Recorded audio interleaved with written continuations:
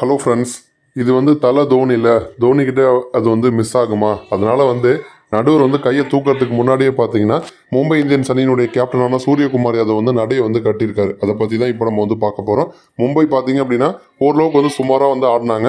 But கடைசி நேரத்தில் தீபக் சகார் அவர் CSK வெளியில் அனுப்பின அந்த ஒரு கடுப்பாக என்னன்னு அவருக்கு தெரியலை, வச்சு செஞ்சுட்டாரு. கடைசி நேரத்தில் கலீல் அகமது, நாதன் எல்லிஸ் இவங்களுடைய ஓவர்லாம் பார்த்தீங்க அப்படின்னா பிரித்து மேய்ஞ்சிட்டாரு. இந்த கேமில் ருத்ராஜ் கைகோட் டாஸ் ஜெயிச்ச உடனே உஷாராக நாங்கள் பவுலிங் பண்ணுறோம் அப்படிங்கிற மாதிரி சொல்லியிருப்பாரு.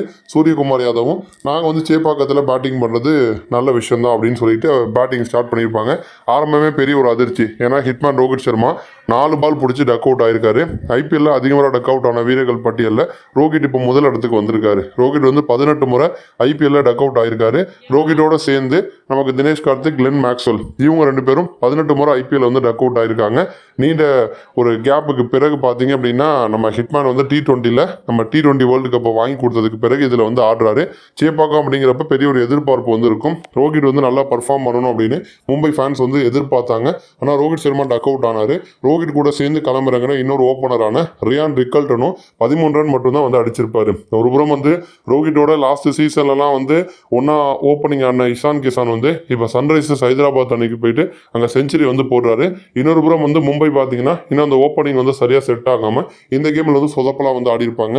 3வது இடத்துல களமிறங்கின வில் ஜாக்சனே 11 ரன் மட்டும்தான் அடிச்சிருப்பாரு. அதுக்கப்புறம் தான் சூரியகுமார் யாதவ் மற்றும் திலக் வர்மா இவங்க 2 பேரும் நல்ல ஒரு பார்ட்னர்ஷிப் பில்ட் பண்ணியிருப்பாங்க. இவங்களால தான் ஓரளவுக்கு ஸ்கோர் உயர்ந்துச்சு. இவங்க 2 பேரும் ஒரு நார்மல் பார்ட்னர்ஷிப் பில்ட் பண்ணாமல் யாராச்சும் ஒருத்தவங்க சீக்கிரமாகவே அவுட் ஆயிருந்தாங்க அப்படின்னா இன்னும் மோசமான ஒரு ஸ்கோர் தான் மும்பை அடிச்சிருப்பாங்க. இப்போ இவங்க 2 பேருமே பார்த்தீங்கன்னா ஆல்மோஸ்ட் 30 கிட்ட ரன்கள் சேர்த்துட்டாங்க. சூரியகுமார் யாதவ் 26 பந்தில் 29 ரன், 2 4 ஒரு 6 அடிச்சிருப்பாரு. 29 எடுத்து அவுட் ஆயிருப்பாரு. அதுக்கப்புறம் சூர்யா போனதுக்கு பிறகே பார்த்தீங்கன்னா அடுத்தடுத்து விக்கெட்ஸ் மலமலன்னு விழுக ஆரம்பிச்சிருச்சு. அப்போ இவங்க ஒரு பார்ட்னர்ஷிப்பை நல்லா பில்ட் பண்ணாங்க. அதே மாதிரி திலக் வர்மாவும் 25 பந்தில் 31 ரன், 2 4 2 6 அடிச்சிருப்பாரு. இவங்களுக்கு பிறகு அடுத்தடுத்து பார்த்தீங்கன்னா விக்கெட்ஸ் போயிட்டே இருந்துச்சு.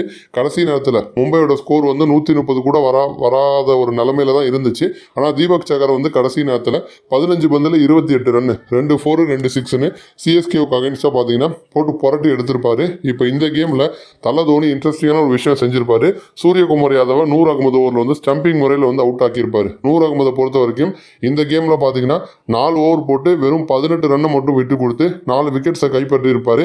எந்த பவுலருக்குமே எக்கானமி 7க்கு கீழே கிடையாது. ஆனால் 100 அகமது 4.50 எக்கானமியில் போட்டிருப்பாரு. அப்போ ஸ்கையோட விக்கெட் அவுட் ஆக்குனது தான் ரன் கொஞ்சம் குறைஞ்சதுக்கு முக்கியமான காரணம். அப்போ 100 அகமது ஓவரில் தோனி ஒரு மின்னல் வேகத்தில் பார்த்தீங்கன்னா ஸ்டம்பிங் பண்ணியிருப்பாரு. அப்போ ஸ்டம்பிங் பண்ண உடனே நடுவர் அவுட்டெல்லாம் கொடுக்கல. தேர்ட் அம்பையர் கிட்ட போனார். ஆனால் சூரியகுமார் யாதவ் ரிசல்ட் வரதுக்கு முன்னாடி நடையை கட்டிட்டார். ஏன்னா அவருக்கு தெரியும் தோனி கண்டிப்பாக மிஸ் பண்ண மாட்டார் அப்படின்னு. அந்த அளவுக்கு மின்னல் வேகத்தில் பார்த்தீங்கன்னா தலை தோனி ஸ்டம்பிங் பண்ணியிருப்பாரு. நன்றி.